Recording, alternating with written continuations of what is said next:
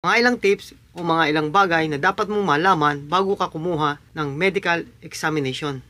Kahit pumasa ka na sa final interview at kumpleto na ang iyong mga trainings at mga dokumento, ay may posibilidad pa rin na hindi ka makasampa sa barko. Kaya ito ang mga ilang tips na dapat nyong malaman, lalo na sa mga baguhan na magbabarko pa lamang.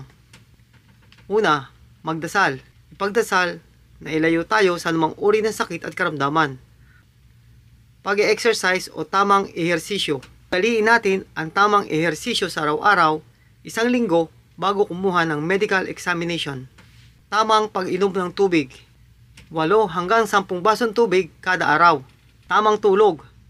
6 hanggang 8 oras bago kumuha ng medical examination. Iwasan ang pagpupuyat. Iwasan ang pagkain ng matataba at mamantikang pagkain.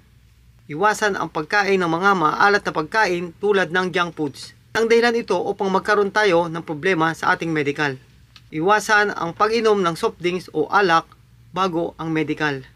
Mag-relax at ihanda ang sarili kapag nasa medical examination. Kung nagustuhan nyo itong video ito, paki-like, share, and follow para updated kayo sa aking mga susunod na vlog. Ako si Tomodachi at ito ang Buhay sa Cruise Ship.